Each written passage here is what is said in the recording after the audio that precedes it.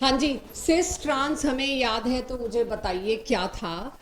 एक double bond के दोनों तरफ, डबल बॉन्ड मतलब सी सी डबल बॉन्ड, उसके दोनों साइड जो ग्रुप्स लगे होते थे वो ग्रुप्स अगर diagonal, similar group diagonal to each other was trans and similar group on similar side was named as cis. तो इतना अगर क्लास को पता है तो मैं थोड़ी हिम्मत आगे कर सकती हूँ। आज की क्लास में ज्योमेट्रिकल आइसोमेरिज्म पूरा नहीं होगा, कल 1 घंटे के लिए इसके कुछ प्रैक्टिस क्वेश्चंस करेंगे क्योंकि एक दिन में आने वाला टॉपिक नहीं है, राइट। कल आएगा इसमें कॉन्फिडेंस, जब थोड़ा आर्ग्यूमेंट होगा ये कैसे वो कैसे, इसका शॉर्टकट फॉर्मूला कैसे है ये क्या। उसके बाद आपका 1 घंटे का जो टेस्ट है जीओसी और hydrocarbon, those who are prepared वो देंगे, those who are not prepared उनको नहीं देना चाहिए। टेस्ट को वेस्ट मत करना, one of the best question इसके लिए रखे हुए होते हैं। तो जो प्रिपेयर कर पाए पिछले साल जिन्होंने पढ़ा है वो ज़रूर देंगे, ठीक है। तो मैं टॉपिक उठा रही हूँ, लास्ट ईयर हम सब ने जीओसी में आइसोमेरिज्म पढ़ा है। सबसे पहले आता था हमारे पास स्ट्रक्चरल आइसोमेरिज्म। स्ट्रक्चरल आइसोमेरिज्म में हमने 5 आइसोमेरिज्म ब्रॉडली पढ़े थे। एक था रिंग चेन, एक था पोजीशन, एक था फंक्शनल, एक था मेटामेरिज्म और एक था टॉटोमेरिज्म। उसको आज मैं बिल्कुल बात नहीं कर रही, we are not considering that part at all. उसके बाद आया था आपका स्टीरियो आइसोमेरिज्म। स्टीरियो आइसोमेरिज्म पढ़ाते वक्त आपको +1 में एल्केन में पढ़ाया जाता है। एल्केन में कौन सा? कन्फर्मेशन, रोटामर्स, वो स्टैगर्ड और एक्लिप्स्ड वाला, ओके। और एल्केन्स में कुछ और था, boat chair. Then came alkene. Alkene में कौन सा स्टीरियो आइसोमेरिज्म होता था? ज्योमेट्रिकल। ज्योमेट्रिकल सिस ट्रांस में मैंने काफ़ी डिटेल दिया था आपको, 2 पाई बॉन्ड हैं तो क्या, 2 से ज़्यादा पाई बॉन्ड हैं तो क्या। उसको आज नहीं छोड़ी, अगली क्लास में लूँगी क्योंकि टॉपिक से लाइट लाइट ही आता है। आप ऑप्टिकल वर्ड कैसे दे सकते हो? ये ऑप्टिकल नाम क्यों दिया है? Something to do with light? Yes. Light का क्या लेना देना है थोड़ी देर में बताऊंगी। तो किस हम तीसरे तरह का आइसोमेरिज्म 0 से स्टार्ट कर रहे हैं, दैट इज ऑप्टिकल आइसोमेरिज्म। तो ऑप्टिकल आइसोमेरिज्म मेरा टॉपिक यहां से शुरू होता है। अगर आपको एक भी कार्बन ऐसा मिल जाए जिसके चारों ग्रुप्स अलग अलग हैं, all 4 are different, A B C D, ऐसे कार्बन को कहते हैं स्टीरियो सेंटर। वजह है वो ऑप्टिकल आइसोमेरिज्म की, वजह है वो स्टीरियो आइसोमेरिज्म की, वजह है वो ऑप्टिकल एक्टिविटी की, और भी कई चीज़ों की वजह है। इसी पे आज की क्लास है। अगर एक भी कार्बन तुमको ऐसा मिल गया जिसके साथ अटैच्ड 4 ग्रुप्स अलग अलग हैं, आंख बंद करके वो ऑप्टिकल एक्टिविटी शो करेगा। लाइट के साथ कुछ छेड़छाड़ करता है ये मॉलिक्यूल, इसीलिए इसको ऑप्टिकल एक्टिविटी बोलते हैं। ये ऑप्टिकल एक्टिविटी शो करेगा, ये ऑप्टिकली एक्टिव होगा और ये एक तरह का आइसोमर अब मुझको देगा। तो पहले मेरे को ढूंढना आना है, फिर मेरे को ऑप्टिकल आइसोमर्स बनाने हैं। तो पहले तो मेरे को ऑप्टिकल आइसोमर ढूंढना आना चाहिए, ऑप्टिकल एक्टिविटी। तो नाउ कैन आई से because of this carbon this compound is optically active. क्या मेरी क्लास में सभी लोगों को ये लाइन जो मैं बोल रही हूं, एक भी ऐसा कार्बन मिल गया, अभी मेरे स्टेटमेंट्स में बदलाव आएंगे, राइट। आपको पता है शुरू कुछ होता है और एंड तक आते थे कुछ और हो जाता है। एक भी ऐसा कार्बन मुझे मिल गया जिसके साथ 4 डिफरेंट ग्रुप्स अटैच्ड हैं, उस कार्बन को कहते हैं स्टीरियो सेंटर। उस कार्बन की वजह से ये molecule will show optical activity, hence it will also show optical isomerism. आज इसी की प्रैक्टिस है, ठीक है भाई। इस कंपाउंड को because of this stereo centre, क्या मैं इस कंपाउंड को ऑप्टिकली एक्टिव कह सकती हूँ? यस। ये ऑनलाइन वाले बच्चे कैमरा ऑन कर ले प्लीज। क्या मैं इसको ऑप्टिकली एक्टिव कह सकती हूँ? यस। इसका मतलब मॉलिक्यूल को एक और नाम दे दिया बच्चों, इट इज कायरल, राइट। अभी मेरे मुंह से निकल भी रहा था, आई स्टॉप्ड क्योंकि कायरल अब बता रही हूं। इस कार्बन को कायरल कार्बन भी कह सकते हैं या कायरल बहुत ज्यादा कहेंगे। आप देख रहे हैं टॉपिक का नाम भी कायरलिटी है, राइट। सो ऐसे कार्बन को बोलते हैं कायरल कार्बन। और एनसीईआरटी हो कॉम्पिटिटिव क्वेश्चन हो, ऐसे कार्बन को एस्ट्रिक लगा के दिया जाता है। एस्ट्रिक लगा के दे दिया गया मतलब ये कायरल कार्बन है। कायरल का मतलब चारों डिफरेंट से जुड़ा हुआ है, उसका कोई सिमिट्री नाम की चीज ही नहीं है, उसमें दो भी सेम नहीं है उसके, तो उसको एसिमेट्रिक भी बोलते हैं। इस कार्बन को स्टीरियो सेंटर भी बोल सकते हैं, इस कार्बन को कायरल कार्बन भी बोल सकते हैं, इस कार्बन को एसिमेट्रिक कार्बन भी बोल सकते हैं। अगर ऑप्टिकली एक्टिव, जब मैं ऑप्टिकली एक्टिव वर्ड बोलती हूं तो कार्बन की नहीं बोलती, किसके लिए बोलती हूं? पूरे मॉलिक्यूल के लिए। Because of chiral carbon this molecule is optically active. अगर ये मॉलिक्यूल ऑप्टिकली एक्टिव है, पक्का मॉलिक्यूल खुद भी कायरल रहा होगा, यानी कायरल कार्बन वाले मॉलिक्यूल को अगर मैं कायरल मॉलिक्यूल बोल दूं तो चलेगा। भाई मैं एक मॉलिक्यूल हूं और मैं एक कायरल कार्बन होल्ड किए हुए हूं, तो मेरे को भी कायरल का दर्जा मिल गया, I am a chiral molecule. तो अगर, यानी कि अब मैं इतनी देर से क्या ढूंढने की कोशिश कर रही हूं, किस ऑर्गेनिक कंपाउंड में ऑप्टिकल एक्टिविटी होगी, ऑप्टिकल आइसोमेरिज्म होगा और किस में नहीं होगा। बस अगर कोई मॉलिक्यूल तुमको कायरल मिल गया, मॉलिक्यूल के कायरल होने का मतलब क्या है? एसिमेट्रिक होना। अब कायरल तो तुम्हें सोचना पड़ेगा, एसिमेट्रिक तो बचपन से जानते हैं, सिमेट्री का ऑपोजिट। अगर तुमको कोई मॉलिक्यूल एसिमेट्रिक मिला, वो हमेशा ऑप्टिकल एक्टिविटी शो करेगा। मेरा हाथ ऑप्टिकल एक्टिविटी शो करेगा। अब कायरल कार्बन तो नहीं है इसमें, ये एक मॉलिक्यूल है। क्या मेरा हाथ सिमेट्रिक है? सिमेट्रिक तब होता है जो इक्वल हाफ्स में बांटा जा सके। कोई तरीका नहीं है इसको यूं यूं यूं कैसे भी मैं डिवाइड करूं, I can not divide it into two equal halves. So my hand is asymmetric, hence it will show optical isomerism. अब ऑप्टिकल आइसोमेरिज्म, एक आइसोमर ये है और एक आइसोमर ये। My both hands are mirror images of each other, hence they are optical isomers of each other. थोड़ी ज्यादा information एक साथ दे रही हूं। One is called as dextro, dextro means right, one is called as laevo. सबसे बढ़िया बात है, जैसे ज्योमेट्रिकल आइसोमर में सिर्फ सिस और ट्रांस होता था, वैसे ही ऑप्टिकल आइसोमर में एक होगा डेक्स्ट्रो, एक होगा लीवो। तो अगर अल्फाबेट ए ऑप्टिकल एक्टिविटी दिखाता है, नहीं, तो इसका डेक्स्ट्रो और लीवो पॉसिबल नहीं है। टी अल्फाबेट कैपिटल सी, बीच में लाइन खींच दो, उसके दो इक्वल हाफ्स हो जाएंगे। कहां से कायरल कार्बन ढूंढोगे तुम? कार्बन तो है ही नहीं। किसी भी चीज के दो इक्वल हाफ्स हो गए, वो सिमेट्रिक हो गया। अगर वो सिमेट्रिक हो गया तो वो ऑप्टिकली इनएक्टिव हो गया।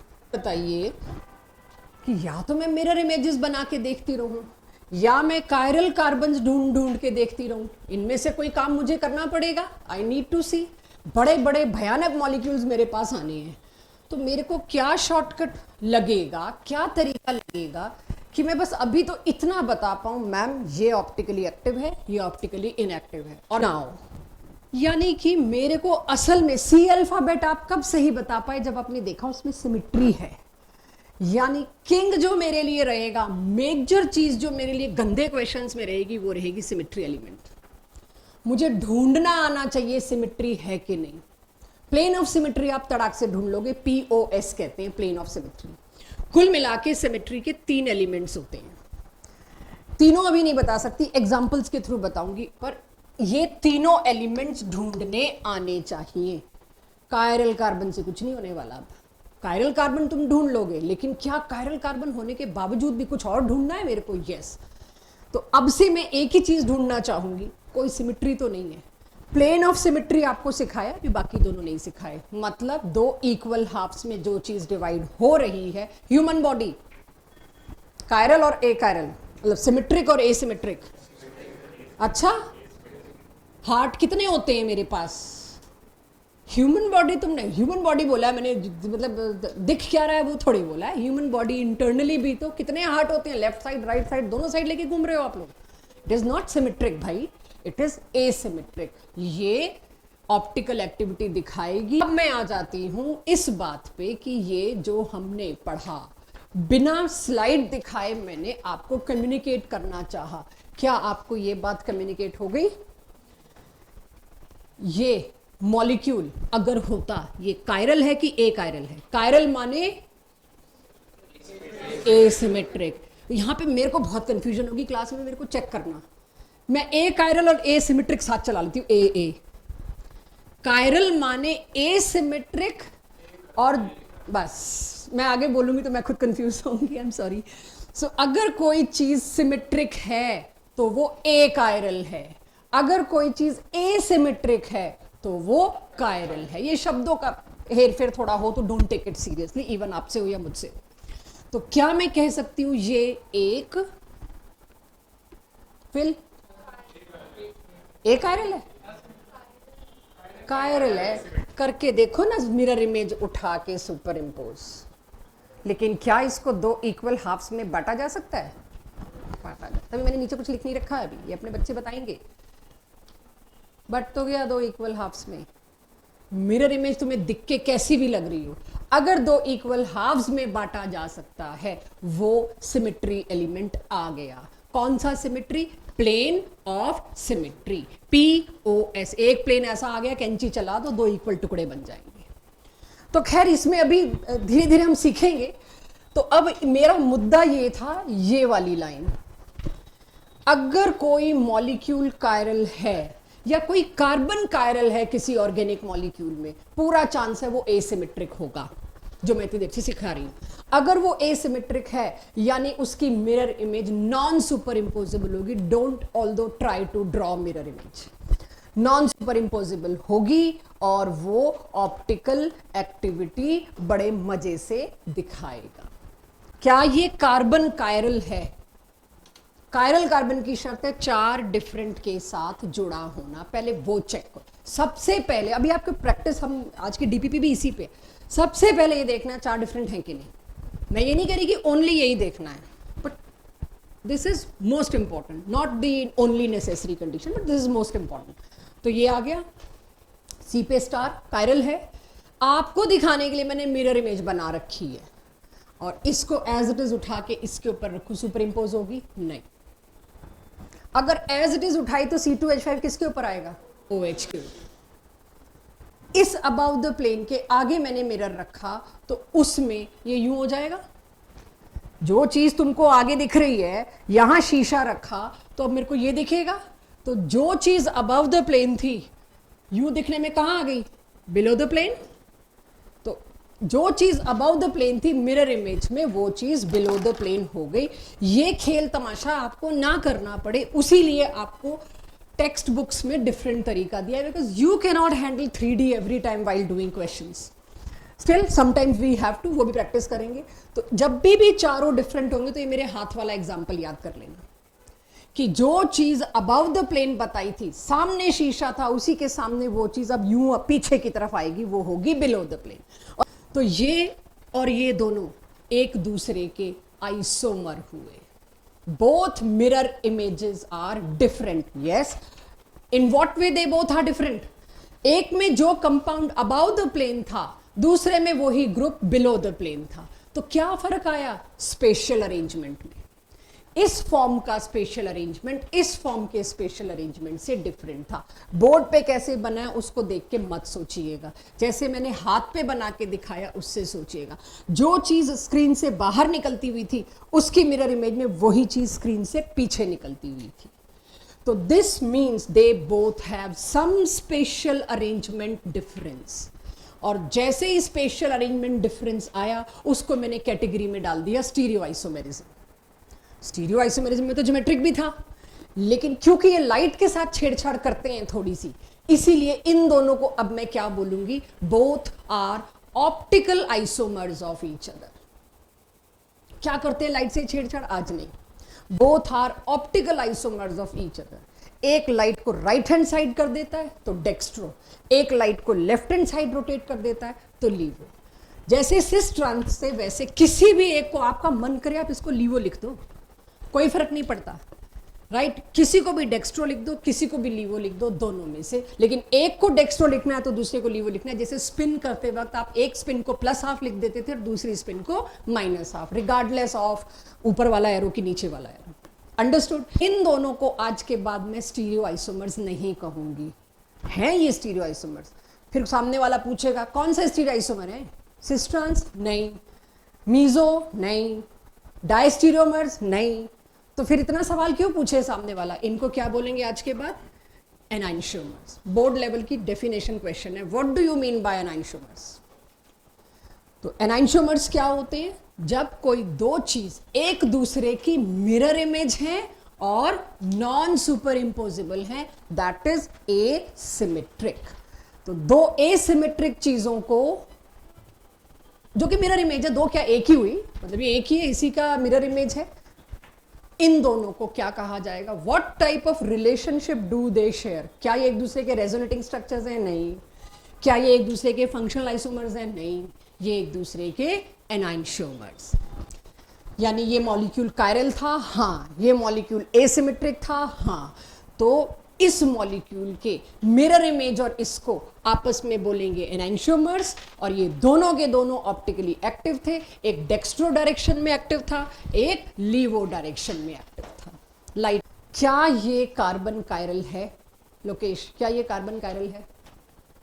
नहीं है। क्यों? क्योंकि दो हाइड्रोजन से जस्ट फॉर अ मिनट अगर मैं यहां ड्यूट्रियम लगा देती तो ये होता, यस, ये कायरल होता है।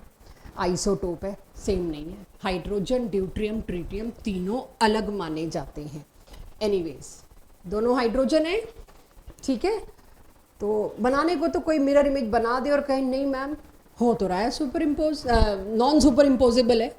आपका जो इस वक्त माइंड सेट है, आप इसको भी लाके कह दोगे कहाँ OH और H सुपर इम्पोज हो रहे हैं, ये भी तो नॉन, ये उठा के इसके ऊपर रखूँ तो नॉन सुपर इम्पोजेबल है, आप कर दोगे इसको, क्योंकि आपको सिमेट्री के सारे एलिमेंट्स नहीं आते। इसीलिए हर टेक्स्ट बुक ने एक शर्त और दी है, भाई कायरलिटी भी देख लेना कार्बन की। कायरलिटी प्लस सिमेट्री, दो चीजें हैं, मतलब सिमेट्री ना हो। एनीवेज, दो सेम ग्रुप्स अटैच्ड है जिस कार्बन पे, उस पे ड्रॉ भी करके देखने की जरूरत नहीं मिरर इमेज का क्या होगा। करवाएंगे ये भी मॉडल से, किसी दिन कोई कंफ्यूज हो तो घुमा घुमा के दिखाऊंगी, सेम ही है दोनों।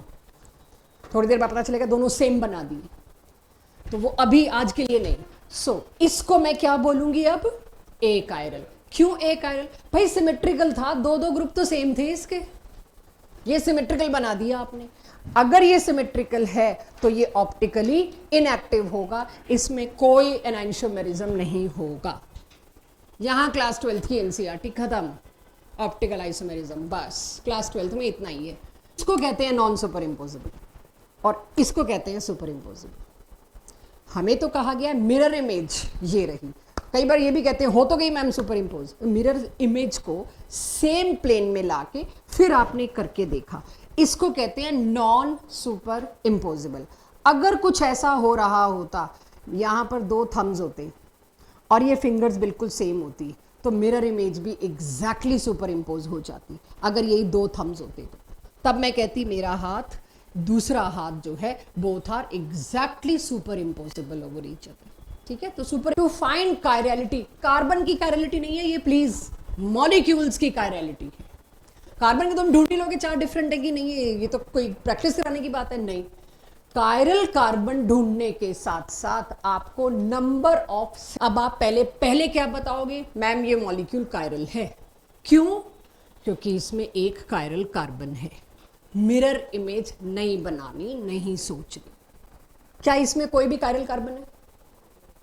सब पे 3H 2H 3H 2H, काहे के अनसिमेट्रिकल हुआ? कुछ भी नहीं, चार डिफरेंट का तो सवाल ही नहीं पैदा होता। क्या इसमें प्लेन ऑफ सिमेट्री है? काट दो बीच से, यस। तो भाई यहां तो दोनों ही शर्तें नहीं मिल रही, मैं किसको सोचूं? ना तो यहां पर मेरे को स्टीरियो सेंटर मिल रहा है, ना मेरे को यहां पर कोई सिमेट्री एलिमेंट गायब मिल रहा है। यहां तो POS प्लेन ऑफ सिमेट्री आ गया। इस मॉलिक्यूल को क्या कहूंगी? ए कायरल। मैंने अगर ए कायरल तक पहुंचा दिया तो DPP या क्वेश्चन बैंक में आपको ऑप्टिकली इनएक्टिव तक पहुंचना आना चाहिए, राइट? अगर कोई मॉलिक्यूल ए कायरल है, इट मींस वो ऑप्टिकली इनएक्टिव है। क्या ये एस्ट्रिक जो बनाया है वो कायरल है? कार्बन चार डिफरेंट ढूंढ लो, अब थोड़ी देर में उसमें गलतियां कराऊंगी। OH CH3 इथाइल और इस पे लगा था एक H। यस, ये कायरल कार्बन है। कायरल कार्बन होने के साथ साथ दूसरी चीज चेक करनी बहुत जरूरी है, आंख बंद करके कायरल कार्बन देखते ही उसको ऑप्टिकली एक्टिव दिया, गए धड़ाम से, क्या ये प्लेन ऑफ सिमेट्री रखता है? बाकी दो तो ढूंढने ही नहीं आते आपको, एक्सेस ऑफ सिमेट्री और पॉइंट ऑफ सिमेट्री, उसका तो हेडेक ही मत लो, अभी मैं अपने आप कराऊंगी, लेकिन एटलीस्ट इसमें प्लेन ऑफ सिमेट्री नहीं है। कोई भी करके तुम दो इक्वल हाफ्स बना ही नहीं सकते कि चलो मैं यहीं से काट दूं, ओ एच आधा आधा बढ़ जाएगा, नहीं कर सकते। दोनों साइड आपको दिख रहा है, number of carbon he different है। तो क्योंकि इसमें कायरल कार्बन भी है और कोई सिमेट्री एलिमेंट नहीं है, ना तो इसके अंदर सिमेट्री एलिमेंट है और इसके अंदर एक कायरल कार्बन भी है, ये तो दोनों सूरतों से कायरल हो गया मॉलिक्यूल, ये तो दबा के ऑप्टिकल एक्टिविटी है, मतलब इसमें तो चांस ही नहीं कि मेरे से गलती हो। चेक, क्या इसमें कायरल कार्बन है? तो एक जो तुम्हारा सवाल था एक और हुआ, तो अब धीरे धीरे 2, 3, 4 आने शुरू होंगे। एवरीवन, यहां से हम एनसीईआरटी से टोटली बाहर आ गए। फोकस, क्या ये दो एस्ट्रिक जो मैंने लगा रखे हैं, ये दोनों के दोनों एस्ट्रिक स्टीरियो सेंटर्स हैं? ये कार्बन स्टीरियो सेंटर की तरह बिहेव करेगा, क्योंकि एक तरफ ब्रोमीन लगा है, एक तरफ CH3 लगा है, एक तरफ ये पूरा ग्रुप लगा है और एक तरफ पक्का H लगा होगा। Yes, both are stereo centre. दो स्टीरियो सेंटर होने के बावजूद भी मैं बिंदास इसको मॉलिक्यूल को एसिमेट्रिक नहीं कह सकती, कायरल नहीं कह सकती। कायरल और एसिमेट्रिक सिनोनिम्स हैं, क्योंकि बाई चांस इसमें क्या आ गया? Plane of symmetry. Plane of symmetry ने तुम्हारी कायरलिटी को साइड पे कर दिया। दो कार्बन कायरल होने के बावजूद भी ये मॉलिक्यूल कायरल नहीं है। तो दो कायरल कार्बन होने के बावजूद भी ये मॉलिक्यूल कायरल क्यों नहीं है? क्योंकि इसमें क्या आ गया? POS। जब भी किसी में प्लेन ऑफ सिमेट्री आए तो उसको कहते हैं मीजोमर। एनाइंशोमर पता लग गए क्या थे? दूसरा शब्द भी आज मैंने खिसका दिया, मीजोमर। कुल मिला के 3 ही तो शब्द हैं, एनाइंशोमर, मीजोमर और डायस्टीरियोमर। तो मैंने मीजो पहली बार लाने की कोशिश करी, जिसमें भी प्लेन ऑफ सिमेट्री इस तरह से आ जाए, उसका भी और डिटेल आएगा। बस मीजो शब्द अभी शुरू हुआ है, इसको कहेंगे मीजोफॉर्म और मीजो आइसोमर। ज्यादातर इसमें मीजो ही चलता है, मीजोमर बहुत लंबा पड़ जाता है, ज्यादातर इसमें मीजो लेते हैं शब्द, चलेगा। यानी इसमें दो कायरल कार्बन होने के बावजूद भी मॉलिक्यूल कायरल नहीं है। सो मॉलिक्यूल के लिए कायरलिटी ढूंढने के लिए ये टेक अवे है इतनी पढ़ाई का, ये नोट जो हमेशा ध्यान रखना है। किसी मॉलिक्यूल के लिए कायरल होना, प्रेजेंस ऑफ कायरल कार्बन ही अकेला डिसाइड नहीं करता। It is not the only necessary condition. Yes, it can be a condition, but ये अकेली नेसेसरी कंडीशन नहीं है। देख लो, दो कायरल कार्बन होते हुए भी मॉलिक्यूल एक कायरल हो गया। ये बात सेटल हुई। प्लेन ऑफ सिमेट्री का मतलब क्या है? बिल्कुल दो ब्रोमीन एक, मतलब इसको मैं ना नॉन 3D में बना के देती हूँ, क्योंकि आगे रिएक्शंस में तुमको नॉन 3D में ही लेके जाना है। ये आपको अब तो नहीं, बट पहले ये NCERT में भी होता था। अब तो मैं आपकी उस तरह से बना रही हूँ जैसे आप नॉर्मली बना सके। स्क्वीज इन 2D, 3D को स्क्वीज करके 2D में बना दिया, कोई प्रॉब्लम नहीं। भरा पड़ा है ऑर्गेनिक का कॉम्पिटिटिव बुक्स का रिएक्शन सारा ऐसे।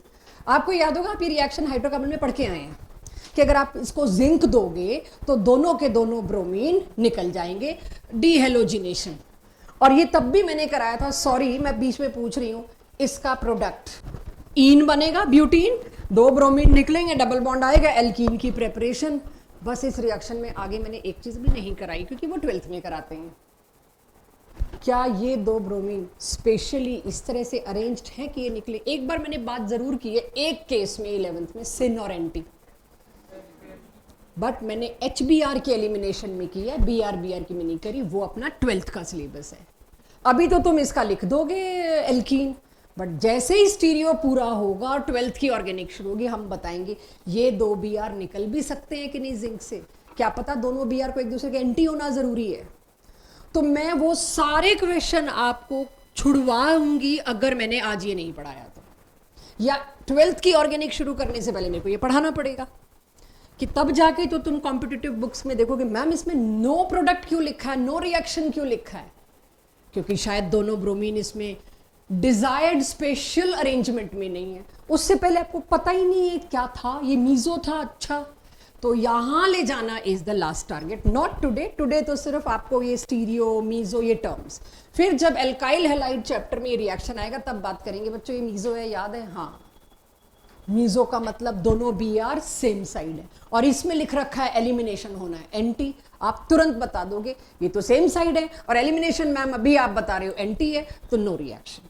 अभी नहीं बता पाओगे। और ये क्यों नहीं कराए? क्योंकि पहले ये कराया जाता है।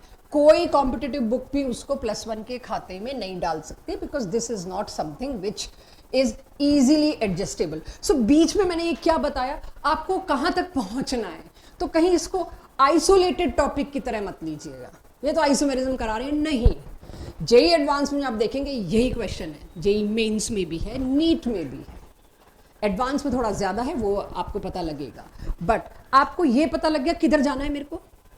मुझे ये पता होना चाहिए मीजो फॉर्म है, मतलब दोनों ब्रोमीन सेम साइड पे हैं, सेम प्लेन पे। अगर एक सिस होता है एक ट्रांस होता है, जो आगे आ रहे हैं वो मीजो नहीं है, आगे आ रहे हैं। मीजो का मतलब प्लेन, ठीक है। दिस इज क्लियर कि सिर्फ कायरल कार्बन ढूंढ के काम नहीं चलेगा, ये देख लो। आ गया इतना? चल, मेरा कहना यही पूछ रहे थे तुम सिस और ट्रांस वाली बात। पिछली स्लाइड पे मैंने दोनों ब्रोमीन ट्रांस बना रखी थी, इस स्लाइड पे मैंने क्या किया, एक क्लोरीन और एक क्लोरीन देख लीजिए, एक अबव द प्लेन है, एक बिलो द प्लेन है। तो अब क्या इसमें प्लेन ऑफ सिमेट्री है? नहीं है।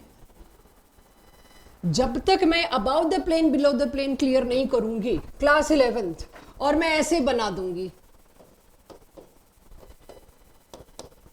तुम इसको क्या बोलोगे? सिस बोलोगे। अगर डबल बॉन्ड होता, मान लो डबल बॉन्ड, अगर डबल बॉन्ड नहीं है, सिंगल बॉन्ड है, तो क्या बोलोगे? आप बता ही नहीं सकते सीएल अबव द प्लेन है कि बिलो द प्लेन। पता तो है मैम हमको ये टेट्राहेड्रल होगा, यस, लेकिन आपके पास ये इंफॉर्मेशन नहीं है सीएल दोनों में अबव द प्लेन है कि बिलो द प्लेन है। इसीलिए क्लास 12th में आके ये क्वेश्चन होते हैं, इसको जिंक दिया तो रिएक्शन होगा। 12th में तो करवाया मैंने, 11th में जिंक दो सीएल उड़ेंगे, ब्यूटूइन, डन। अब हम ऐसे दे देंगे, तो अगर ऐसे दे दिया तो बिना स्टीरियो के इंटरेस्टेड है सामने वाला, और अगर ऐसे दे दिया तो स्टीरियो के साथ इंटरेस्टेड है। तो अब क्या ये मॉलिक्यूल में पीओएस है? नहीं। एक सीएल अबव द प्लेन है, एक सीएल बिलो द प्लेन है, इसमें कोई प्लेन ऑफ सिमेट्री नहीं है, ये बढ़िया करके कायरल मॉलिक्यूल है। हाँ, आपकी तसल्ली के लिए कह देती हूँ, दो कायरल सेंटर्स भी हैं, मुझे जरूरत ही नहीं थी कायरल सेंटर सोचने की भी। यहाँ भाई सिमेट्री ही नहीं है तो फिर तो मैं जंप कर जाऊंगी कि ये हर हालत में मॉलिक्यूल कायरल है। तो आपसे इसका रीजन पूछा जाएगा, why this is chiral? Because no symmetry. अभी तो मैंने प्लेन लिखा है क्योंकि मैं प्लेन ऑफ सिमेट्री बता रही हूं, बट ऑब्जेक्टिव में क्या लिखूंगी? No element of symmetry. बाकी एलिमेंट में ढूंढने सिखाऊंगी, डोंट वरी।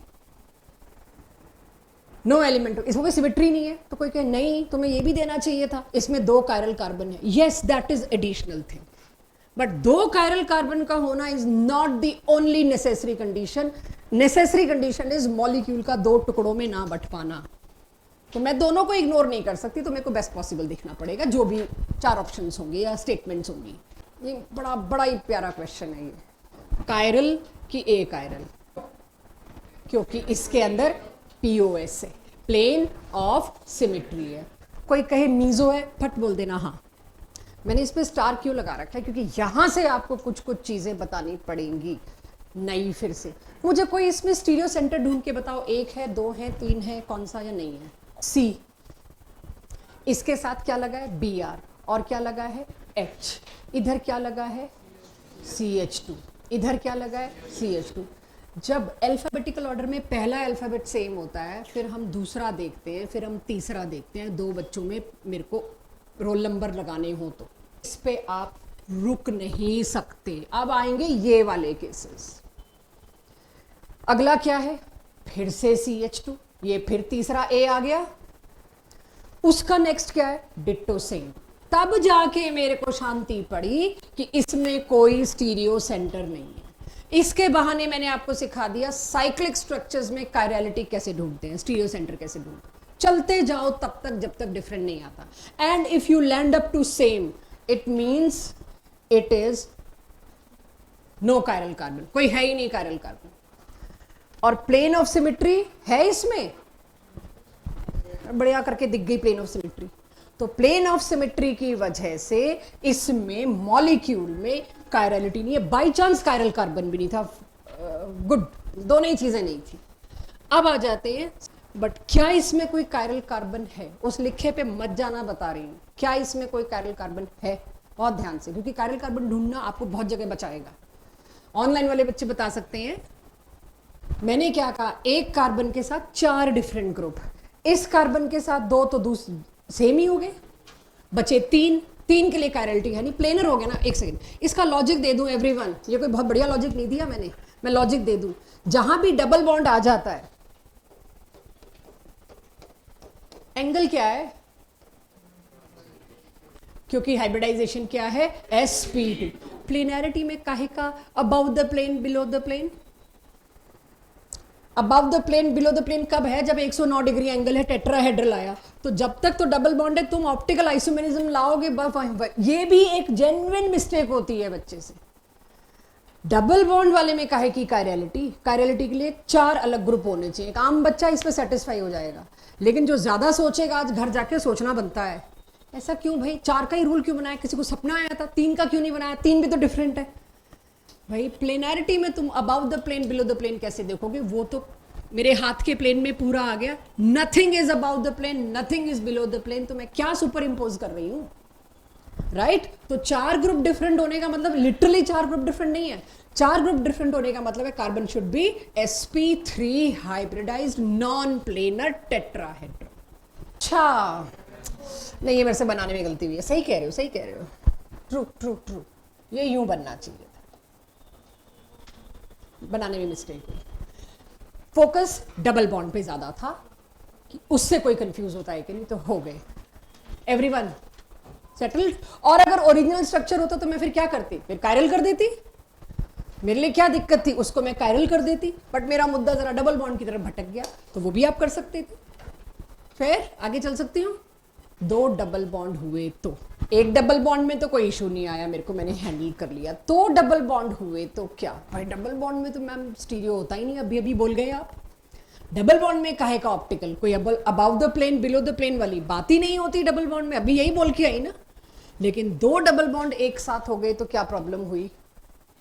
जरा सोचो, डबल बॉन्ड बनता कैसे था? लेटरल ओवरलैप से. ये कार्बन नंबर 1 कार्बन नंबर 2 के साथ लेटरल ओवरलैप करके, ये मेरे हाथ की डायरेक्शन में पाई बॉन्ड बन रहा है. ये इस कार्बन का, ये तो बिजी उसके साथ, इसको इधर एक और पाई बॉन्ड बनाना है. तो ये क्या करेगा? इसका ये वाला ऑर्बिटल तो इधर लग गया. अब इसका ये वाला ऑर्बिटल जो प्लेन के अंदर और बाहर है, एक ने तो सिग्मा बना रखा है, एक ने सिग्मा बना लिया, एक ने ये बना लिया, और एक कौन सा गया? ये है बोर्ड से बाहर निकलता हुआ बोल्ड, और ये लोब है बोर्ड के पीछे जाता हुआ इस प्लेन में, इन दिस प्लेन. अब इस प्लेन में जो है वो इसके साथ बॉन्ड बनाएगा. तो अब सोच के देखिए, ये वाला पाई बॉन्ड इस प्लेन में है और ये वाला पाई बॉन्ड इस प्लेन में. हो गया नॉन प्लेनर, हो गया नॉन प्लेनर स्ट्रक्चर. अब मैं इस स्ट्रक्चर को प्लेनर कब कहती? जब ये होता. अब ये क्या हो गया? एक पाई बॉन्ड इधर और एक पाई बॉन्ड इधर. ये पूरा का पूरा एक स्टीरियो सेंटर की तरह काम करेगा. नॉन प्लेनर हो गया जी. कुछ अबाउट द प्लेन, कुछ बिलो द प्लेन. इनके साथ फर्दर जो ग्रुप्स अटैच होंगे, ये उन लोगों के लिए एक्सप्लेन कर रही हूं जिनको क्रैम करना पसंद नहीं है, जिनको हर बात का लॉजिक चाहिए, विच इज गुड. यानी ये अब एक तरह का स्टीरियो सेंटर बन गया बिना नंबर ऑफ डिफरेंट. अब कुछ तो जुड़ा ही नहीं है, तुम क्या डिफरेंट ढूंढोगे? चारों डिफरेंट. यहां कुछ है? बीच वाले कार्बन में तो कुछ नहीं है. This is also a reason for optical isomerism. Allenes show optical isomerism. No more explanation, क्योंकि नॉन प्लेनर हो गए. जो चीज नॉन प्लेनर होगी वो दिखाएगी. अब इसमें दोनों साइड सिमिलर ग्रुप हो गए और इधर डिसिमिलर हो गए. देख रहे हैं सब लोग? सिमिलर ग्रुप्स लगे हुए हैं. ये एक आयरल है. एक आयरल मतलब सिमेट्रिक नहीं है. एक आयरल का मतलब सिमेट्रिक है। क्या सही बोला मैंने? आगे देख रहे हैं, क्योंकि किसी भी एक कार्बन पे अगर दो सेम ग्रुप्स लगे हैं, कायरलिटी भूल जाओ, होगा तुम्हारा कायरल सेंटर। कायरल सेंटर होने के बावजूद भी सिस ट्रांस भी तो नहीं दिखाता ना जब ये दोनों हो। ठीक है, क्या बोलोगे? ये Cl अबाउट द प्लेन है with respect to this CH, ये Cl अबाउट द प्लेन है with respect to this H। क्या लॉजिक है? दोनों साइड सेम है। एलीन्स में यहां है टिपिकली J एडवांस। एलीन्स के अंदर अगर सिमिलर ग्रुप्स आ गए एक भी साइड, वहां पर आपको कायरलिटी नहीं मिलेगी, वो ए कायरल ही होगा। सिमिलर वर्ड आते ही सिमेट्री आ जाती है बच्चों। कुछ भी सिमिलर है तो क्या आ जाती है? सिमेट्री। ये थोड़ा सा अब रिटेंशन वाला मामला शुरू हो गया है, चीजें रिटेन करने वाला मामला, इंपॉर्टेंट नोट्स वाला, जो हर बार थोड़ा थोड़ा देखना पड़ता है। अच्छा, अगर सिमिलर ना हो तो चेक। क्या सिर्फ देख के समझ आ रहा है जो मैंने यहां लिखा है? अगर टर्मिनल्स पर सिमिलर ना हो, ये भी दोनों डिफरेंट है, ये भी दोनों डिफरेंट है, ये not in same plane explain कर दिया मैंने, ये तो स्टीरियो सेंटर है। क्या इसके दोनों डिफरेंट हैं? यस। क्या इसके दोनों डिफरेंट हैं? यस। अब जाके होगा कायरल। जबकि तुम लॉजिकली ढूंढोगे तो कोई कायरल कार्बन मिलेगा ही नहीं। कायरल कार्बन के लिए चार डिफरेंट होने जरूरी यहां है ही नहीं। But allene is itself a stereocentre. Allene अपने आप में ही एक स्टीरियो सेंटर है। नो कंडीशन अप्लाइड, कोई पुरानी कंडीशन इस पे अप्लाई नहीं होती। एलीन अपने आप में एक अलग है।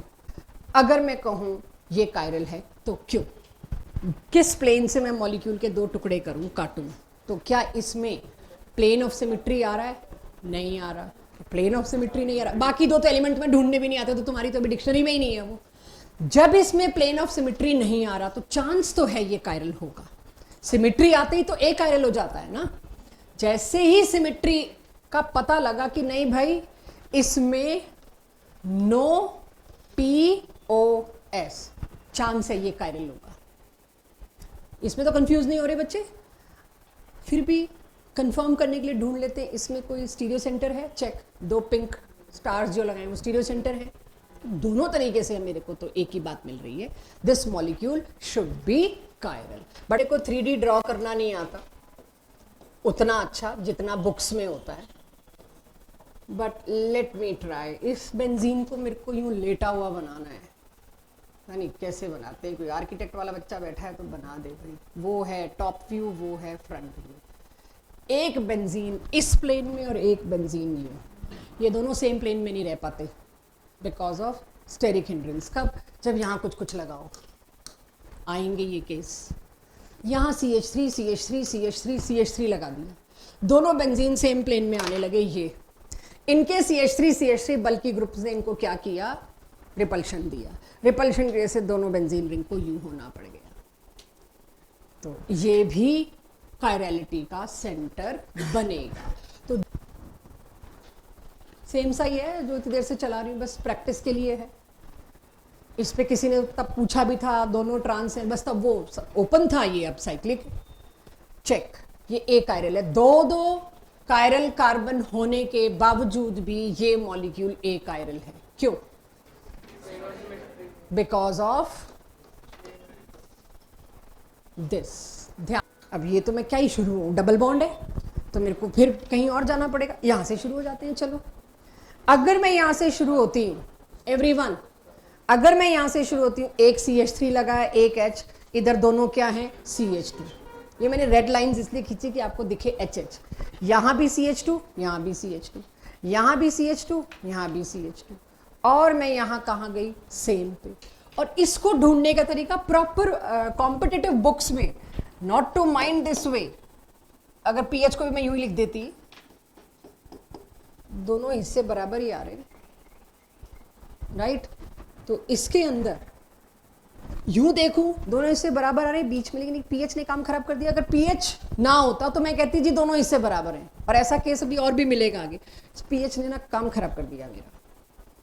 तो यानी कि अब आप यहां पर क्या देखते हो? कोई कायरल कार्बन है इसमें? नहीं है, नो कायरल कार्बन। क्या इसमें सिमेट्री आ पाई? नहीं, बिकॉज ऑफ दिस PH नहीं आई। सिमिट्री आ पाई इसके अंदर? नहीं जी, कोई प्लेन ऑफ सिमिट्री नहीं आई। दबा के इसको क्या दे दिया मैंने? कायरल। बिना कायरल कार्बन होते हुए भी कोई चीज कायरल हो सकती है? यस। कायरल कार्बन है ही नहीं इसके अंदर, फिर भी मॉलिक्यूल कायरल है। ऐसे एग्जांपल्स आपको कई बार कंफ्यूज कर सकते हैं। इसीलिए बार बार कहूंगी, मॉलिक्यूल के कायरल होने की वजह सिर्फ कायरल कार्बन नहीं है, सिमिट्री भी बहुत जरूरी है। No option is only necessary. We need to take on both into consideration. Plane of symmetry देखने का एक और इंटरेस्टिंग तरीका बताऊंगी। क्लास में ऐसे तो बैठना ही नहीं है, नींद आ जाएगी बेटा। ये चल रहा है जेई एडवांस का, जिसको लगे नए स्टूडेंट्स खासकर, ये हमें पता नहीं था आप जेई एडवांस का पढ़ा रहे हो, राइट, जा सकते हैं, ठीक है, फ्री टू गो। मतलब मेंस भी है, एडवांस भी है, फ्री टू गो। क्या इसमें पीओएस है? अब मैं कायरलिटी नहीं ढूंढ रही, बहुत हो गया। क्या इसमें पीओएस है? तो ये मॉलिक्यूल क्या होगा? यूजुअली हम जब आपस में डिस्कस करते हैं, जब आप डेस्क पे बैठ के डाउट सेशंस लेंगे, तब आपको पता चलेगा। एक और तरीका है, इसको तह लगा दो, ऐसे ही फोल्ड कर दो, इसको उठा के फोल्ड कर दो, CH3 के ऊपर आएगा एग्जैक्टली। ये भी एक, आप बीच में से काटने के बजाय फोल्ड कर दो, बात तो एक ही है, वो बीच में से काटना ही तो है, फोल्ड करना। तो आप ऐसे भी सोच सकते हो, फोल्ड किया यार, बात तो सही है, ये तो प्लेन ऑफ सिमेट्री आ गई। ऑल्दो इसको later on axis of symmetry में भी ला देंगे। क्या? हाँ, ये इमेजिनरी है ना चीज, बात सही है। मैं भी कई साल तक तो ये बोलती है, कार्बन को कैसे काट रहे हो तुम, और उसको थोड़ा साइड पे रख देना, सब इमेजिनरी तरीका है, 3D तुम्हें दिखा नहीं सकते। ऐसे काटो, कहाँ पीओएस है यार, लो, इक्वल हाफ थोड़े ही है। ये बिलो द प्लेन, ये अबाउ द प्लेन, तो इक्वल हाफ नहीं है ना। This molecule is a chiral because of POS symmetry. इसको मैं क्यों ए कायरल कह रही हूं, भूल जाओ मैंने क्या लिखा है यहां। आपको अब तक के पढ़े लिखे से अगर बताया गया, तो इसको मैंने पूछ लिया असर्शन में बता के कि मेरा असर्शन करेक्ट है, इसके साथ स्टेटमेंट मैच करो, रीजन मैच करो, ये ए कायरल है। क्या बोलोगे? सॉरी, कायरल कार्बन है, गिनवाओ, वो भी तो चाहिए मेरे को। क्या ये कायरल है? तो इसमें कोई भी कायरल कार्बन नहीं, बट खाली कायरल कार्बन पे आप आंसर देने के उसमें आए तो बोर्ड्स तक तो ठीक है, आगे हम खत्म है, तो वहां तक तो चल जाएगा। मुझे सिमेट्री सिखानी है तो मैं एक केस लाई। अब इसमें कोई कहे मैम फोल्ड भी तो कर ही सकते थे, एक बिलो द प्लेन है, एक अबाव द प्लेन है, बिल्कुल फोल्ड कर सकते थे, आप सोच सकते थे, लेकिन थोड़ी देर के लिए इसको ऐसे सोचो। ये जो है ना बच्चों, ये है एक्सेस, ये जो लाइन है ये एक्सेस है, इसको घुमाऊं तो सेम आ जाएगा 180 डिग्री पे।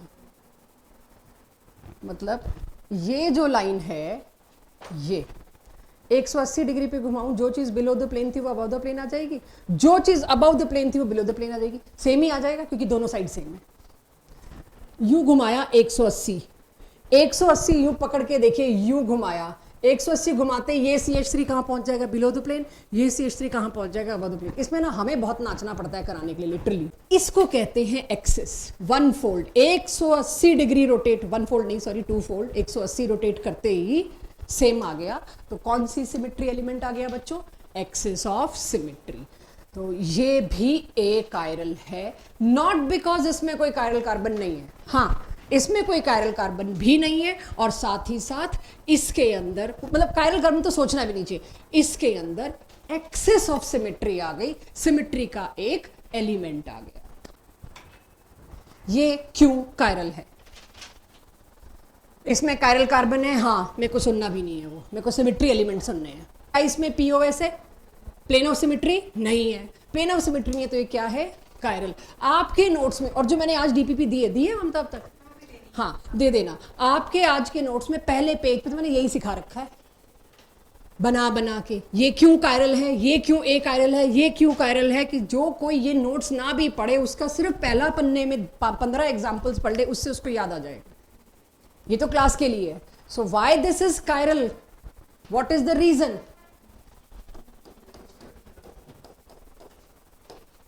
जो सिमेट्री एलिमेंट को पकड़ रहा है मतलब वो डिफिकल्ट क्वेश्चन की अप्रोच तैयार कर रहा है, जो कायरल कार्बन्स को पकड़ रहा है वो इजी क्वेश्चंस की अप्रोच तैयार कर रहा है, clear cut, I don't mind any, जैसे भी आप आंसर दें, बट सिमेट्री एलिमेंट लाएंगे तो सुखी रहेंगे। लो जी, हाँ, एक भी तीनों एलिमेंट नहीं है तब पहले हमेशा पीओएस देखते हैं, फिर एक्सिस देखते हैं, फिर पॉइंट देखते हैं। पॉइंट अभी आज नहीं, 2 एलिमेंट संभाल लो, तीसरा तो वो और भी इजी है, वो ले आएंगे।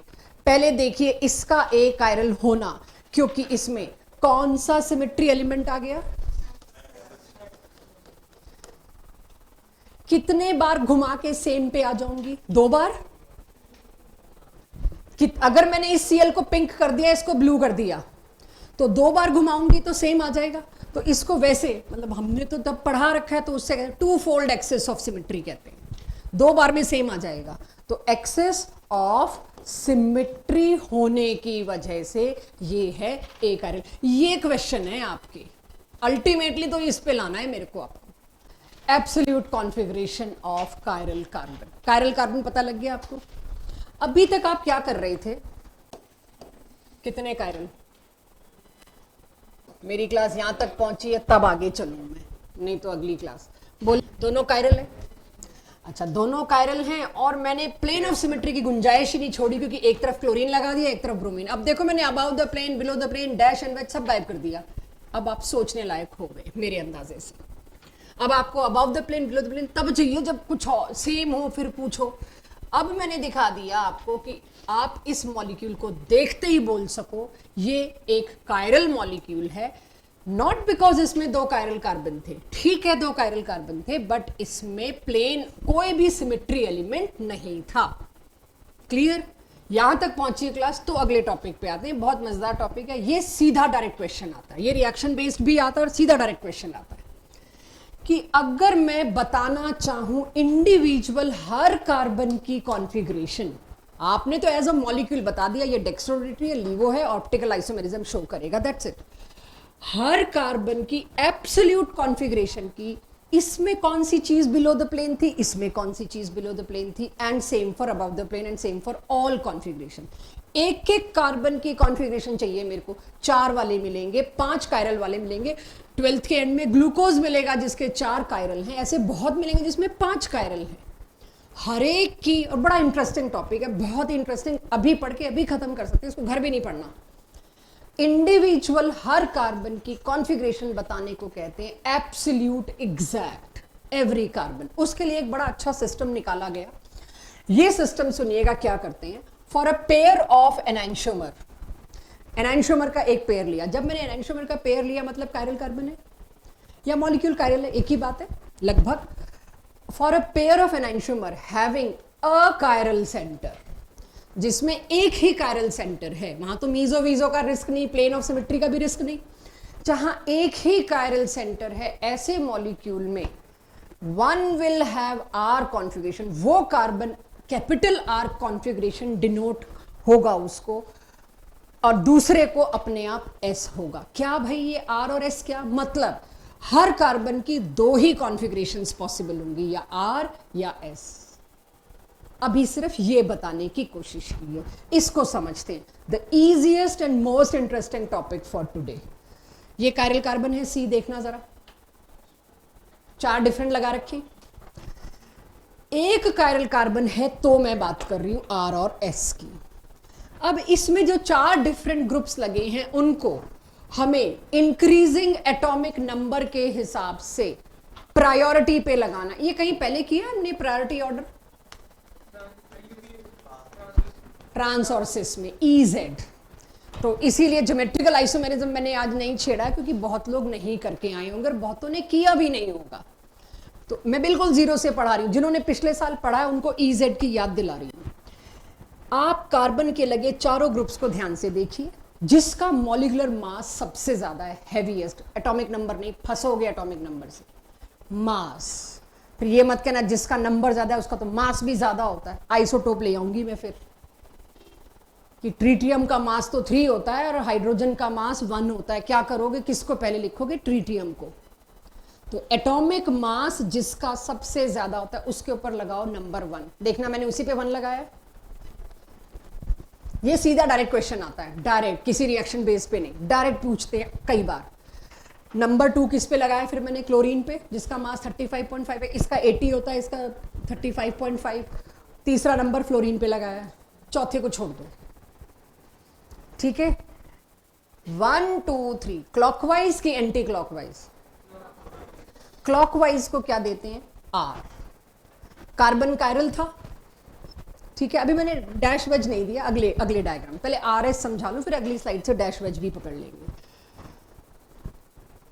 इसमें देखना मतलब आ गई डैश वेज पे, 1 2 3 4 देखना, 1 2 3 4 देखना ही नहीं है मेरे को, लीस्ट प्रायोरिटी को देखना ही नहीं है। यानी कि जो भी मॉलिक्यूल अब मैं आपको दूंगी, लीस्ट प्रायोरिटी वाला मुझे दिखना नहीं चाहिए। अगर मैं आपको कहूं बच्चों आपको इस बोर्ड पे लीस्ट प्रायोरिटी वाला नहीं दिखना चाहिए, तो मैं क्या करूंगी? इसको पीछे ले जाऊं बोर्ड के, दिखाई नहीं रही तुमको? 3 है, ये एक तरह से कोई कह सकता है अम्ब्रेला बना दिया जी, अम्ब्रेला के डंडे को नहीं देखना आपने, ये कह सकते हो। या आप ये कह सकते हो car steering wheel. Car steering wheel आप सबने जरूर देखा है, उसमें जो पूरा व्हील है, उस व्हील के पीछे एक बहुत बड़ी रॉड है जिसने नीचे तक कनेक्ट कर रखा है उसको। तो आप कार स्टेयरिंग व्हील में 3 डंडे तो आपको दिख रहे हैं, चौथा आपके विजन में, व्यू में नहीं आना चाहिए, आपको दिखना नहीं चाहिए, मतलब आपको उसको इग्नोर करना है। तो I am ignoring this H. To ignore H it has to be below the plane, board से पीछे जाता हुआ होना चाहिए। हाइड्रोजन को हमेशा आपको बिलो द प्लेन ही देखना पड़ेगा। मैंने दिया ही नहीं बिलो द प्लेन, तो क्या करोगे? थोड़ी देर बाद पूछना वो सवाल। पहले आइडियल तरीका, हाइड्रोजन मेरे को नहीं दिखना चाहिए, मतलब कार स्टीयरिंग व्हील में 3 ही दिखते हैं, चौथा मुझे दिखता ही नहीं, मेरी विजन में ही नहीं आया, गया। तब आर और एस, तो क्या ये एंटी क्लॉकवाइज जा रहा था बी आर से सी एल और एफ? यस।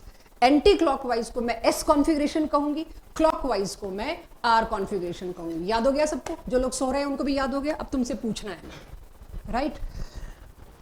अलग ये कार स्टीयरिंग व्हील देखिए, इन तीनों का मोशन, और ये हाइड्रोजन पीछे मैंने नहीं देखना, हाइड्रोजन शुड बी पीछे, ठीक है? चलिए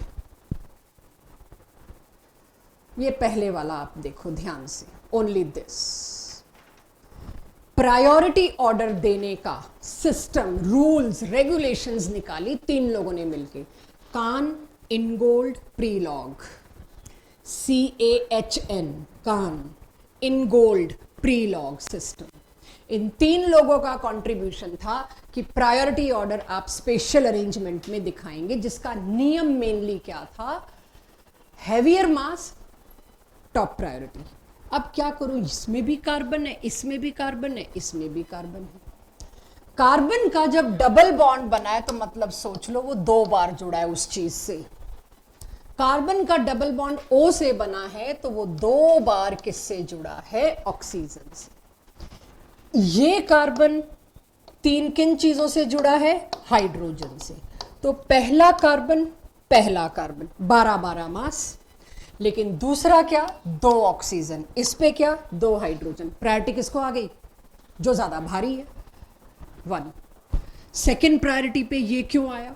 क्योंकि पहला कार्बन, ये इन दोनों में कर लेते हैं। अब फर्स्ट प्रायोरिटी डिस्कस हो रही है, फर्स्ट तो हो ही गई, इसमें भी पहला कार्बन, इसमें भी पहला कार्बन। अगला, इसमें कौन है? 2 ऑक्सीजन। इसमें कौन है? 1 कार्बन 2 हाइड्रोजन। इसमें क्या था? 1 ही कार्बन था, आगे 3 हाइड्रोजन। सबसे हल्का कौन रहा? सबसे लीस्ट प्रायोरिटी इसकी। तो 1 2 3 टॉप प्रायोरिटी पे कौन आया? Heaviest, then second, then third. H को इग्नोर कर दिया मैंने, और चेक कर लो एच मेरा बिलो द प्लेन होना चाहिए डायग्राम में। बिलो द प्लेन है। अब ये आर दूं कि एस? Everyone are. इसकी अगर मैंने मिरर इमेज बनाई, इमेजिन, डोंट ड्रॉ नहीं कर रहे, इसकी मिरर इमेज क्या? इसको तुम लोगों ने आर बोला है बच्चों, क्लॉकवाइज। इमेजिन, ड्रॉ मत करना, क्योंकि मैंने आपको थोड़ी देर पहले बताया था जो चीज अबव द प्लेन है मिरर इमेज में, वो चीज below the plane, just priority order उल्टा हो जाएगा। अगर एक आइसोमर डेक्स्ट्रो था, दूसरा आइसोमर लीवो था, और उसमें एक ही कायरल कार्बन था, तो उसमें एक में कायरल कार्बन पक्का आर होगा, दूसरे में कायरल कार्बन पक्का एस होगा। अब पूरे को जरा विजुअलाइज करके ठंडे दिमाग से सोचो मैंने क्या किया है।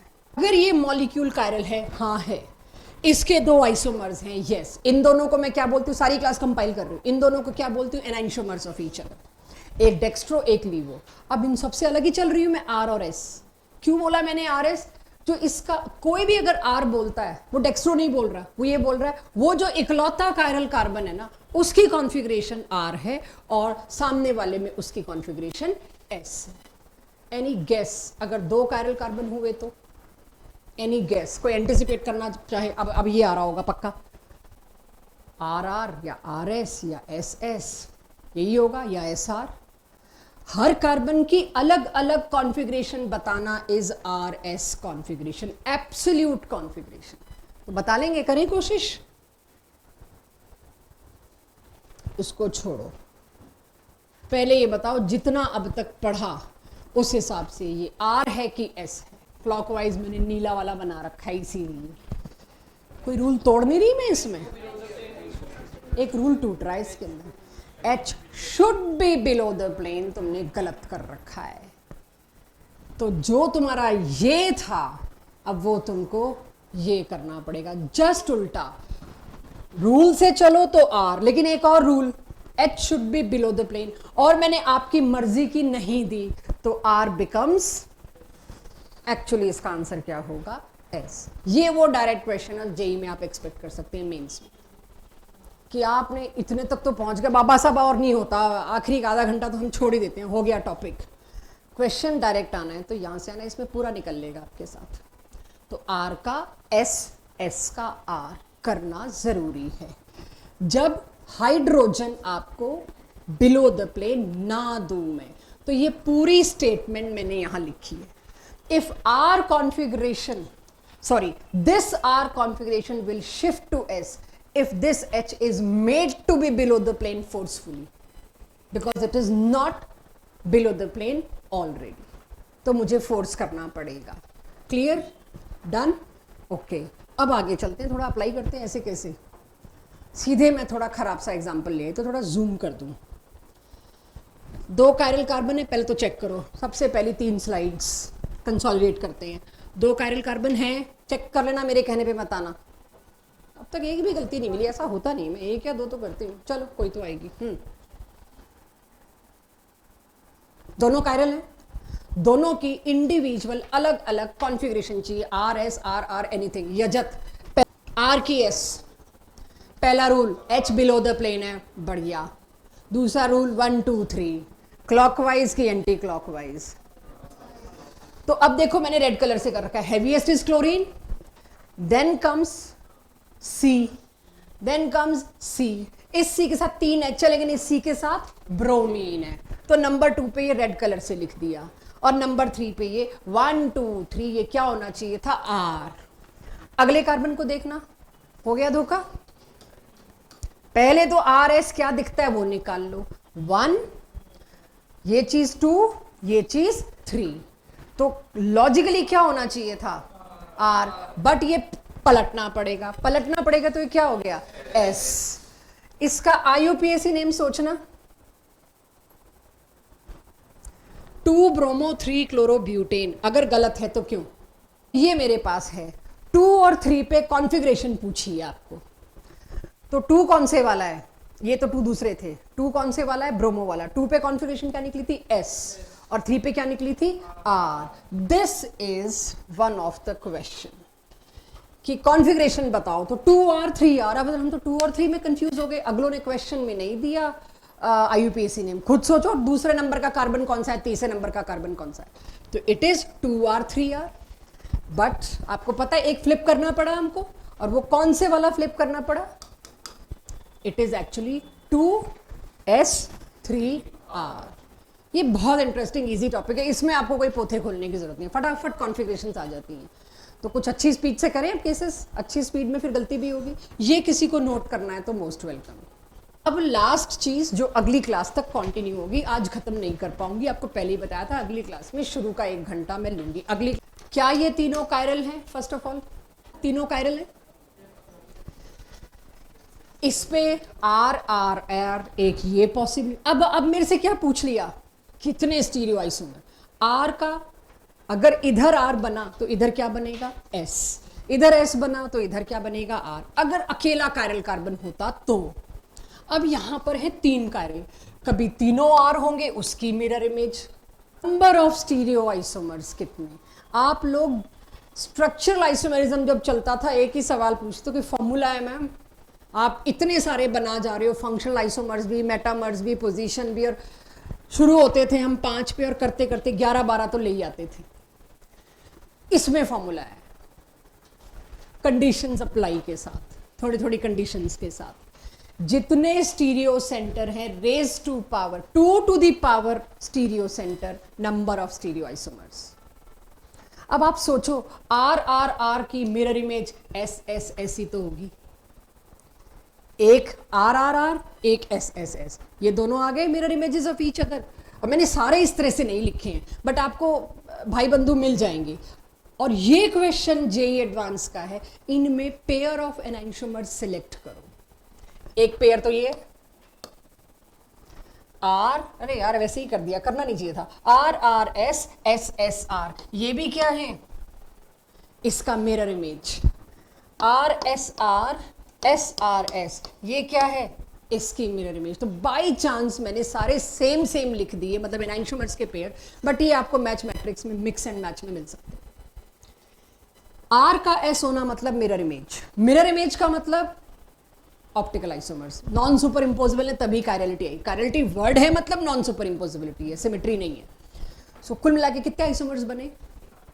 किसी को लगे मेरे को फॉर्मूला नहीं इस्तेमाल करना, मेरे को तो सारे बना के देखने हैं, मोस्ट वेलकम। अगर मेरे पास ये सवाल आता है how many stereo isomers possible, only optical isomers, geometric तो बनना भी नहीं है, मैं क्यों भी बोल रही हूँ ओनली, आपको पता है ज्योमेट्रिक डबल बॉन्ड में आता है।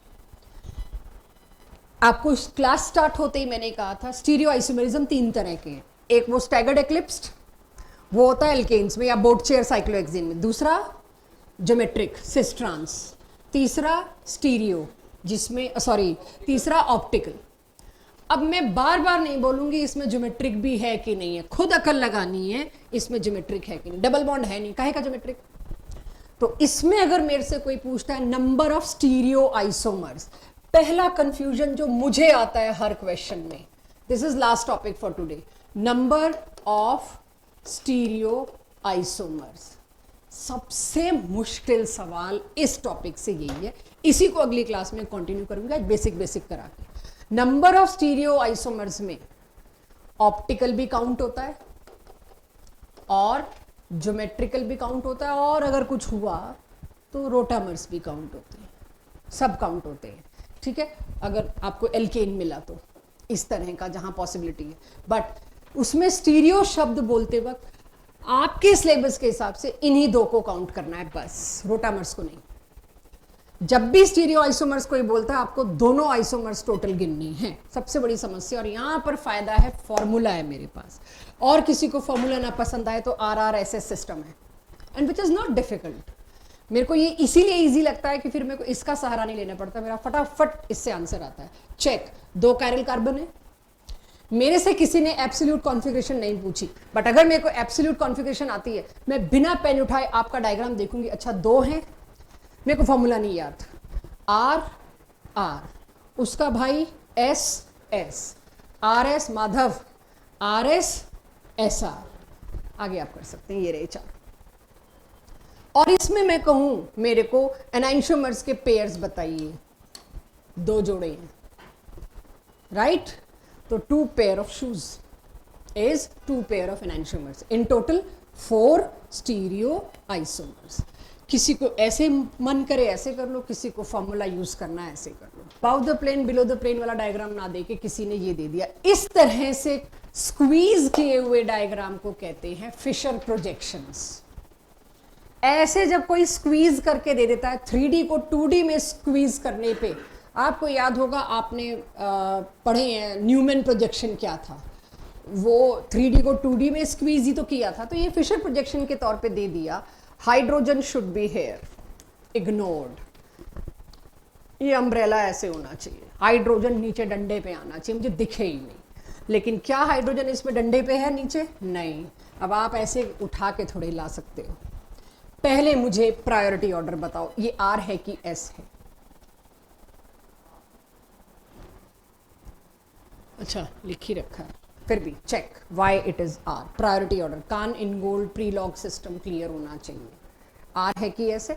वेरी ऑब्वियस, ओ हैवीएस्ट है, उसके बाद कार्बन, उसके बाद नाइट्रोजन। पहले एलिमेंट ने मेरे को 1 2 3 दे दिया, मेरे को आगे जाना ही नहीं पड़ा। 1 2 3, एच को इग्नोर करना है, एच को देखना ही नहीं है। तो 1 से किस पे गई? सीधा 2 पे। 2 से किस पे गई? सीधा 3 पे। तो इट इज 1 2 3। 1 2 3 क्या आया? Clockwise, it is R. But ये मैंने क्या कर दिया?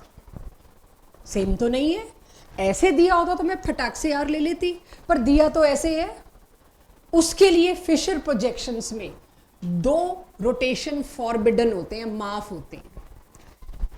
इसको रोटेट कर दो और इसको रोटेट कर दो। कहते हैं ना 2 लेफ्ट मेक अ राइट या 2 रॉन्ग मेक अ राइट, वो जो ऐसी चलती रहती हैं बातें जो एक्चुअली नहीं होती लाइफ में सही, यहाँ है वो फॉरबिडन। इसको स्वैप करोगे तो इसको भी स्वैप करोगे। इट इज जस्ट दिस, दोनों को कर दिया। H का यहाँ आना माफ हो गया, अगर CH3 वहां चला गया तो इट इज अलाउड, फॉरबिडन भूल गए। तो मैंने देखना यही किया, क्योंकि H यहां था मैं RS नहीं दे सकती, H को नीचे लाना है, तो मैंने इसको यहां किया, इसको यहां किया, उसके बाद का काम आप कर सकते हैं। इसको देख के नहीं दोगे, ये डायरेक्ट क्वेश्चन आते हैं। इन 10 में से कितनों में R कॉन्फ़िगरेशन है इंटीजर टाइप? तो 10 की फटाफट फटाफट निकालने के चक्कर में भूल ना जाए H किसी में बिलो द प्लेन ना दे रखा हो, नीचे ना दे रखा हो, तो तुम्हें ये कूद फांद करानी पड़ेगी। क्लियर है RS सबके पास? तो ये जस्ट एक और तरीका RS का था। तो यहाँ RS खत्म आपके लिए। सॉरी, कोई नोट कर रहा हो तो, कोई समझ रहा हो तो, RS इज क्लोज्ड। अब बचते हैं क्वेश्चंस, जिसको मैं ज्यादातर अगली क्लास में ही कराऊंगी। इस सारे को क्यों पढ़ाया, मेरे पास क्वेश्चन क्या आएंगे, एक आधा क्वेश्चन दिखाती हूँ। हाँ जी, यस, इसको इधर तो इसको, तभी मैंने ना हाथ से यू करके बताया, दिस यू नहीं, दोनों एक साइड नहीं। फॉरबिडन का वो तो तुमने फिर पूरे मॉलिक्यूल की एक्सिस पलटी है बस, वो कुछ नहीं किया। फिर ये इधर तो ये इधर। फॉरबिडन यही होता है, माफी लायक यही होता है कि ये गलती नहीं मानी जाती, 2 रोटेशन कर दी थे। अंडरस्टूड? इंटीजर टाइप आ गया ये जेई एडवांस में, कितने कायरल हैं या सो इसको नहीं कहते एक्सेस, राइट? सो मेरे हिसाब से तो कायरल हुआ बच्चों, पीओएस नहीं है। लिख दूं सी? ये पहला क्वेश्चन जेई मेंस में जिसको बच्चा मुश्किल मानता है, ज्यादातर बच्चा जिसको छोड़ के आता है जेई मेंस में, one of the very difficult question is this. ये एडवांस और मेंस की मार्जिन पे है, आ भी सकता है मेंस में, नहीं भी आ सकता, बट ये फेवरेट है एडवांस का। पास्ट ईयर में आप देख लेना, मिल जाएगा आपको, खूब मिलेगा। कायरल की एक कायरल, ऑब्वियसली कायरल, कोई सिमेट्री का चांस नहीं। और तुमको कायरल कार्बन दिख रहे हैं, मैं एक दिख गया, मैं दूसरा ढूंढने में इंटरेस्टेड भी नहीं हूँ, क्योंकि मेरे पास टाइम नहीं, मुझे फटाफट अगले क्वेश्चन पे जाना है। जल्दी और सही होने से कॉन्फिडेंस भी बढ़ता है, ऑब्वियसली सही होने से। ओह, इसमें एक आयरल लिखा हुआ है, मैंने क्या किया हुआ है? मैंने एक आयरल ये करा चुकी शायद में, रिपीट आई थिंक, क्योंकि इसमें प्लेन ऑफ सिमेट्री वो कराया था जिसमें पीएच निकल रहा था। पीएच निकल रहा है तो वो कायरल हो गया, पीएच हटा दिया तो एक आयरल, क्योंकि एक कायरोजेनिक कार्बन है, स्टीरियो सेंटर कार्बन है, इसीलिए plane of symmetry is missing, no symmetry. ई पता नहीं नीचे लिख ना रखा, साइड में ही लिख रखा है मैंने, चलो कोई बात नहीं। सिमेट्री है ही नहीं, सीधे से दिख गया, मैं कायरलिटी ढूंढने में इंटरेस्टेड ही नहीं।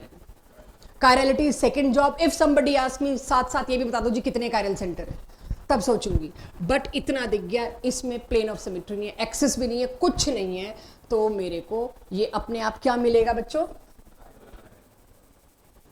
इसमें सिमेट्री आ गई, ऑल दो कायरल कार्बन एक भी नहीं। अभी साइक्लिक वाले तो तुम पकड़ लेते हो, जैसे मैंने OH का करवाया, इसमें भी क्या है, प्लेन ऑफ सिमेट्री आ गया। ऊपर से खैर कायरल कार्बन तो एडिशनल इंफॉर्मेशन आपको पता है, असली तो आंसर सिमेट्री पे है। क्या लिखूं इसके नीचे, एक आयरन। तो पहला कैटेगरी क्वेश्चन खत्म हुआ। Stereo isomerism means geometric as well as optical. Geometric isomerism को देने वाले सेंटर्स को भी स्टीरियो सेंटर्स कह सकते हैं। ये क्या हुआ बच्चों, दिस इज कायरल कार्बन। ये क्या हुआ, ऐसा कार्बन जो ज्योमेट्रिकल आइसोमेरिज्म देंगे। तो इन दोनों को भी मैं स्टीरियो सेंटर दूंगी नाम। तो कुल मिला के कितने स्टीरियो सेंटर्स हैं, 3, राइट। और अभी मेरे से किसी ने पूछ लिया, ठीक है जी स्टीरियो सेंटर्स 3 है, टोटल स्टीरियो आइसोमर्स बताओ। तो टोटल स्टीरियो आइसोमर्स का फॉर्मूला है 2 की पावर n। n क्या होता है, आगे कहीं लिखा मिलेगा, number of pi bonds plus chiral carbon. कितने हैं पाई बॉन्ड, कितने, 1, और कायरल कार्बन कितने, 1, 2 की power 2। How many, that's it. Stereo centres पूछे तो 3, इसी में बच्चा 2 की पावर 3, 8। तो अभी मैं स्लाइड आगे कोई नहीं लेके जा रही, डीपीपी पहुंची सबके पास, यही है ना 20th क्वेश्चन। Yes, बच्चों डबल बॉन्ड बना लो, my bad, it was totally my mistake. बनाओ, अब बताओ पाई बॉन्ड तुम लोगों ने 2 कैसे बोले थे फिर, और जूते पड़ने चाहिए। मेरे को लगा अच्छी गलती है, दूसरा पाई बॉन्ड ज्योमेट्रिकल आइसोमेरिज्म दिखाएगा सिस ट्रांस। हाँ तो बिल्कुल ही जमा ही खराब होके आए हो। मैं नए स्टूडेंट्स कह सकती हूँ, उन्हें दुख मनाने की जरूरत नहीं, उनको आता नहीं है, पुरानों ने भी बता दिया है, याद उनको भी कुछ नहीं है। इसका ज्योमेट्रिकल आइसोमेरिज्म पॉसिबल नहीं, इसके जो ऐसे ही लोड ले रही थी मैं, तुम ठीक हो, गुड। इसमें नहीं हो सकता ज्योमेट्रिकल आइसोमेरिज्म, रिमेंबर। और दिखाया था सिस ट्रांस बच्चों, ये ठीक है। एनीवेज अब बता दो, अब तो बता ही दोगे। 8 कितना अच्छा क्वेश्चन था, 2 डबल बॉन्ड की गलती मैंने तुमसे करा ली। तो अगर कोई सोचे ना एंड में शॉर्टकट फॉर्मूला लगा देंगे, formula is just a safety, अगर सब कुछ आता है तो। डन। डीपीपी अगली क्लास में घर छोड़ के नहीं आना,